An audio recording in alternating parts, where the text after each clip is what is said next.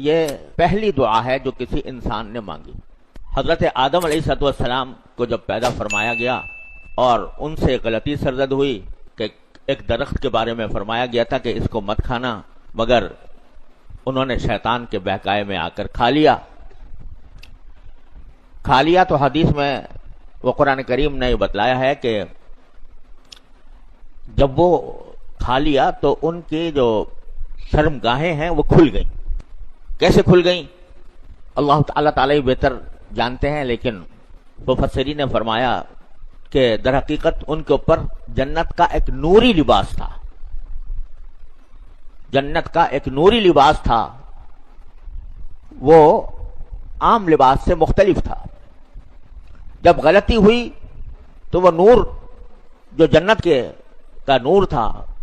وہ ظاہر ہو گیا، تو شرمگاہیں بھی ظاہر ہو گئیں۔ اب انسان کی فطرت میں اللہ تبارک و تعالیٰ نے یہ بات رکھی تھی کہ اس کا عریاں ہونا، یہ فطرت میں اللہ نے داخل فرمایا تھا کہ عریاں ہونا بڑی عیب کی بات ہے، پریشانی کی بات ہے، برائی کی بات ہے۔ تو اس لیے وہ پریشان ہوئے کہ یہ کیا ہو گیا، اور اس وقت تک آدم علیہ السلام کو، حضرت حوا کو یہ بھی پتہ نہیں تھا کہ غلطی سے تدارک کا کیا طریقہ ہے۔ احساس تو ہو گیا، قرآن کریم میں یہ فلما ذاق الشجرۃ بدت لہما سوآتہما، جو ہی انہوں نے اس کو چکھا، یعنی ابھی اس میں پوری طرح مزے لے کر کھانے والی بات نہیں ہے، ابھی چکھا ہی تھا کہ بدت لہما سوآتہما، چکھتے ہی وہ لباس نور اتر گیا، شرمگاہیں سامنے آ گئیں، پتہ چلا کہ ہم سے غلطی بہت سخت ہو گئی ہے۔ اب اس غلطی کا تدارک کیا ہو اس وقت تک پتہ نہیں تھا۔ تو اللہ تبارک و تعالیٰ کی آواز آئی کہ الم انہکما ان تلکما الشجرہ، کیا میں نے تمہیں منع نہیں کیا تھا کہ اس درخت کے پاس نہ جانا؟ اب شرمندگی ہے، ندامت ہے،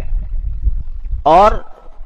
طریقہ معلوم نہیں ہے کہ اس شرمندگی اور ندامت، اس غلطی کی تلافی کیسے ہو، اس کا تدارک کیسے ہو۔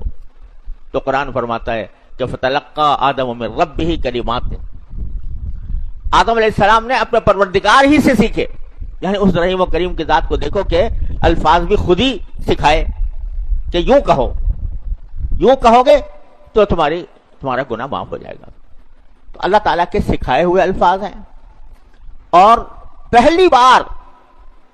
یعنی انسان کی پہلی دعا یہ ہے ربنا ظلمنا انفسنا، کیا الفاظ سکھائے کہ اے ہمارے پروردگار، ہم نے اپنی جانوں پر ظلم کیا۔ اب یہاں تثنیہ کا صیغہ ہے، قالا ربنا ظلمنا، دونوں نے کہا،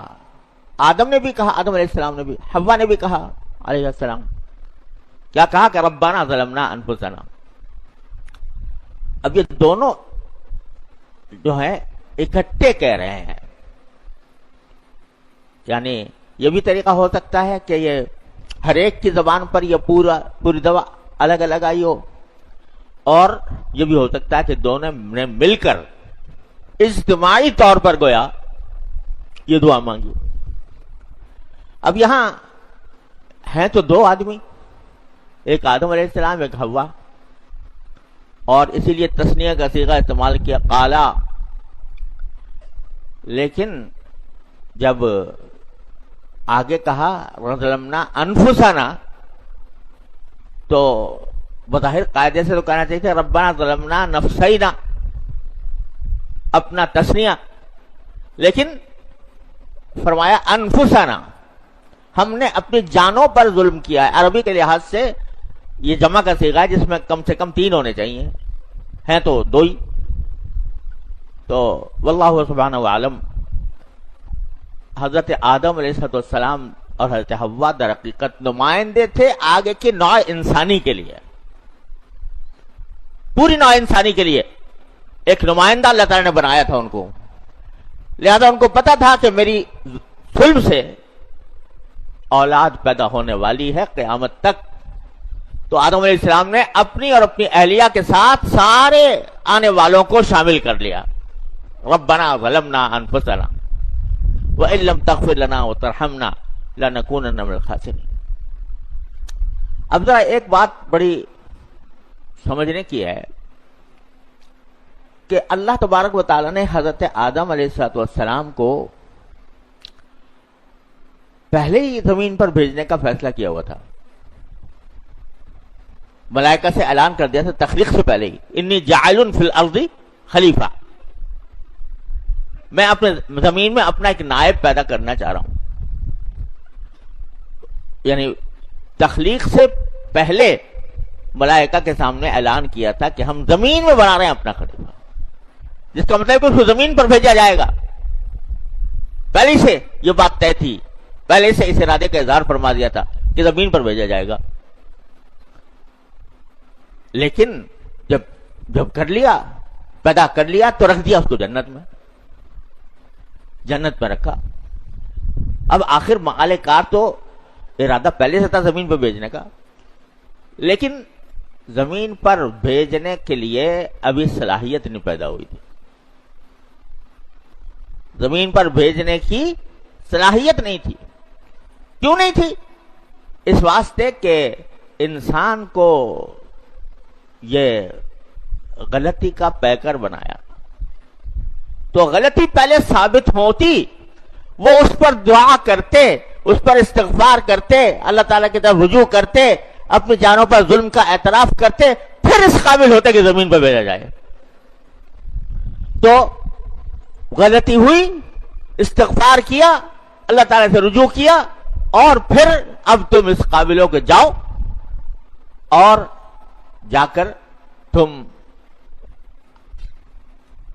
ایک ہتھیار ساتھ لے کے جاؤ. ایک طرف ہم نے ابلیس کو پیدا کر دیا ہے, اس نے بھی دعا مانگی تھی, اس نے بھی کہا تھا, جب اس سے غلطی ہوئی, ایک غلطی اس سے ہوئی, ابلیس سے غلطی ہوئی کہ سجدہ کرنے کو کہا گیا, سجدہ نہیں کیا, تو سجدہ نہ کرنے کی غلطی ہو گئی, اور اس انانیت کے ساتھ وہ اس غلطی کے اوپر جو جواب دیا اس نے, وہ انانیت والا جواب تھا, کوئی بندے والا جواب نہیں تھا. تو اس واسطے اس کو کہہ دیا کہ تو مردود ہے, مطرود ہے, یہاں سے نکالا گیا. شاید مولانا رومی رحمۃ اللہ علیہ نے حکایت لکھی ہے, اللہ عالم, لیکن ہے بڑی سبق آموز. لکھی ہے کہ حضرت موسیٰ علیہ السلام جب کوہ طور پر جا رہے تھے تو شیطان آ گیا, ابلیس آ کے کہنے لگا جی آپ اللہ کے دربار میں جا رہے ہیں, وہاں پر آپ کے اللہ تعالیٰ سے بات چیت ہوگی, اللہ تبارک و تعالیٰ, تو ایسا کریں کہ میری بھی کچھ سفارش کر دی. بھائی تو پہلے کہہ چکا, تو کہنے لگا نہیں, میں تو اب میری توبہ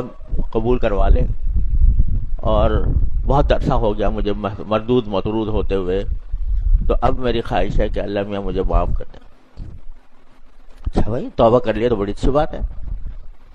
تو حضرت موسیٰ علیہ السلام تشریف لے گئے کوہ طور پر, تو وہاں جا کے اللہ تعالیٰ سے کہا کہ اللہ وہ آپ ہی کی مخلوق ہے, اور وہ یوں کہہ رہا ہے توبہ کرنے کو تیار ہے, تو آپ اس کو معاف کر دیں. اللہ نے کہا کہ اچھا ٹھیک ہے, مجھے کوئی مسئلہ نہیں ہے توبہ قبول کرنے میں, لیکن میں نے اس کو پہلے آدم کو سجدہ کرنے کے لیے کہا تھا, اب اس کو تو کر نہیں سکتا, اس کی قبر کو جا کے سجدہ کر لے. تو قبر کو جا کے سجدہ کر لے تو میں چھوڑ دوں گا. موسیٰ علیہ السلام نے کہا, تو پھر واپس آ کر اس سے کہا کہ بھائی اللہ میاں فرما رہے ہیں کہ تو آدم کو تو سجدہ کیا نہیں تھا, آدم کی قبر کو جا کے سجدہ کر لے تو معاف کر دوں گا. کہا واہ, زندہ کو تو میں نے سجدہ کیا نہیں, مردے کو جا کے سجدہ کروں گا. تو مطلب یہ کہ سرکشی اور انانیت, اس نے اس کو تو اس مرتبے پر پہنچایا. تو اللہ میں نے دو نظارے دکھائے زمین پر بھیجنے سے پہلے, کہ ایک دیکھو یہ ابلیس ہے, جب اس سے غلطی ہوتی ہے تو یہ تکبر کا مظاہرہ کرتا ہے، یہ بجائے اس کی گردن جھکنے کے سینہ اور تن جاتا ہے، اور یہ تعویل کرتا ہے اور عقل لڑاتا ہے کہ خلقتنی من نار و خلقتہ من طین۔ ایک تو یہ ہے جس کے بارے میں اقبال نے کہا کہ صبح ازل یہ مجھ سے کہا جبرائیل نے، صبح ازل یہ مجھ سے کہا جبرائیل نے، جو عقل کا غلام ہو وہ دل نہ کر قبول۔ یہ عقل چلا رہا ہے وہاں پہ اللہ میاں کے سامنے، اپنی عقلی گھوڑے دوڑا رہا ہے، تکبر کا مظاہرہ کر رہا ہے، انانیت کا مظاہرہ کر رہا ہے۔ ایک تو وہ غلطی کرنے والا ہے، اور ایک غلطی کرنے والے آدم اور حوا ہے کہ جو بھی غلطی کا احساس ہوا فوراً اللہ تبارک و تعالیٰ کی سکھائی ہوئی دعا مانگی، ربنا ظلمنا انفسنا وان لم تغفر لنا وترحمنا لنکونن من الخاسرین۔ وہ دعا مانگی تو دو غلطیوں کا نظارہ کرا دیا اللہ میاں نے۔ ایک غلطی کا رد عمل کرنے والا وہ ہے جو سینہ تان کر کہہ رہا ہے کہ نہیں کوئی غلطی نہیں ہے، یہ غلطی ماننے کو انکار کر دیا، یہ غلطی نہیں ہے، میں تمہیں عقلی دلیل سے سمجھاؤں گا کہ یہ غلطی نہیں ہے۔ اور عقلی دلیل بظاہر تو ٹھیک ٹھاک تھی کہ خلقتنی من نار و خلقتہ من طین، اس کو آگ سے پیدا کیا، مجھے مٹی سے پیدا کیا، آگ زیادہ افضل ہے مٹی سے، لہذا میں زیادہ افضل ہوں، میں کیوں سجدہ کروں اس کو؟ سمجھ گیا بھائی؟ یہ لبرلزم ہے، یہ لبرلزم کہ ہر بات جو ہے وہ میری عقل کے مطابق ہونی چاہیے۔ تو وہ عقل دوڑا رہا ہے اور انانیت کا مظاہرہ کر رہا ہے، چوری پر سینہ زوری کر رہا ہے اور عقلی دلائل پیش کرتا ہے، عقلی دلائل پیش کرتا ہے۔ بھئی بات تو ہم کہہ رہے ہیں جو لاجک کی بات ہے، لاجک ہے، لاجک یہ کہتی ہے کہ خلقتنی من نار و خلقتہ من طین۔ تو ایک وہ غلطی دکھا دی، ایک غلطی آدم و حوا کی دکھا دی علیہم السلام کہ دیکھو ان سے غلطی ہوئی تو انہوں نے سیدھا صاف ستھری بات تو قلنا اہبطوا منہا جمیعا، اب ہم نے کہا کہ نیچے اتر جاؤ جنت سے سب کے سب، اور اب کیا ہوگا؟ بعضکم لبعض عدو، ہاں جب زمین پہ جاؤ گے تو ایک دوسرے کے دشمن ہوگے، شیطان تمہارا دشمن، تم شیطان کے دشمن، لہذا اب ہم نے تم کو لیس کر دیا ہے ایسے ہتھیار سے کہ جب کبھی شیطان جا کے وسوسہ ڈالے، شیطان تمہیں گمراہ کرے اور تمہارے قدم ڈگمگائے تو تمہارے پاس ایک ہتھیار ہم دے رہے ہیں کہ ربنا ظلمنا انفسنا وان لم تغفر لنا وترحمنا لنکونن من الخاسرین۔ تو ہم صرف زہر ہی پیدا نہیں کرتے، تریاق بھی دیتے ہیں۔ ایک طرف ہم نے زہر بھی پیدا کر دیا اور دوسری طرف تمہیں استغفار کا تریاق بھی دے دیا، اتنا آسان کہ اس کے لیے کوئی لمبی چوڑی محنت کی ضرورت نہیں۔ ارے مان لو غلطی ہوئی، مان لی اللہ غلطی ہو گئی معاف کر دو، یہ بہتر ہے بنسبت اس کے کہ تم گناہ کیے جاؤ اور سینہ زوری دکھاتے جاؤ عقلی دلائل کے ذریعے، اس کے لاجک کے ذریعے، اور تم یہ کہنا چاہو کہ بھئی یہ تو میں نے جو عمل کیا تھا اس میں کوئی غلطی نہیں تھی، یہ بالکل ٹھیک تھا۔ اللہ بچائے، یہ جو ہوتا ہے کہ گناہ کرے اور کر کے اس پر ڈٹے اور ڈٹ کر یہ کہے کہ میں یہ گناہ نہیں ہے، یہ تو مولویوں نے بنا لی باتیں، مولویوں نے دین کو مشکل بنا دیا ہے، ورنہ دین تو آسان تھا، یہ کوئی غلط بات نہیں ہے، ہم دلائل سے ثابت کر سکتے ہیں کہ یہ درست ہے، کر دو بھائی، دلیل تمہارے پاس ہے تو پیش کر دو، لیکن انجام وہ ہے جو ابلیس کا ہوا تھا۔ اور اگر یہ کہو کہ ربنا ظلمنا انفسنا، گناہ فرض کرو، دیکھو بعض گناہ ایسے ہوتے ہیں کہ آدمی مجبور ہوتا ہے، کہ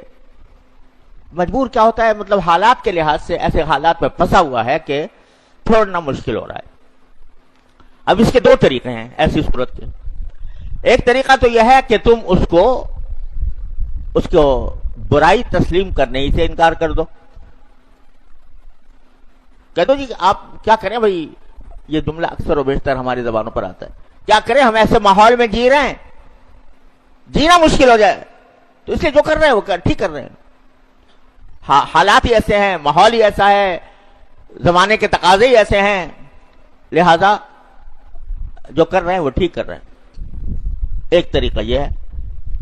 ایک طریقہ یہ ہے کہ بھئی کیا کریں، ہے تو گناہ کی بات، ناجائز بات، غلطی ہے، کرنا نہیں چاہیے، لیکن پھنسے ہوئے ہیں، دعا کرو اللہ میاں ہمیں اس سے نکال دے۔ دیکھا دونوں رویوں میں کیا فرق ہوا؟ پہلا رویہ ابلیس والا اور دوسرا رویہ آدم و حوا والا، ربنا ظلمنا انفسنا والا۔ تو کچھ بعید نہیں ہے کہ جو شخص وہ کسی گناہ میں اس طرح مبتلا ہے کہ اس سے چھوڑا نہیں جا رہا کسی وجہ سے، تو بجائے اس کے کہ وہ پہلا والا رویہ اختیار کرے، اس کے بجائے یہ کہے کہ اللہ میں جانتا ہوں مجھ سے گناہ ہو رہا ہے، غلطی ہو رہی ہے، لیکن پھنسا ہوا ہوں، نفس اور شیطان کے مقائد نے مجھے جال میں پھنسایا ہوا ہے، لہذا اے اللہ مجھے معاف کر دے اور نکال دے اس سے۔ تو یہ 1000 درجہ بہتر ہے، یہ بھی گناہ کر رہا ہے، وہ بھی گناہ کر رہا ہے، لیکن یہ شخص 1000 درجہ بہتر ہے اس سے جو اپنے گناہ کو صحیح ثابت کرنے کی کوشش کرے۔ تو بھائیو، یہ اللہ تبارک و تعالی نے جب انسان کو زمین پر بھیجا تو اس وقت بھیجا جب اس میں غلطی کرنے کی صلاحیت بھی پیدا ہو گئی۔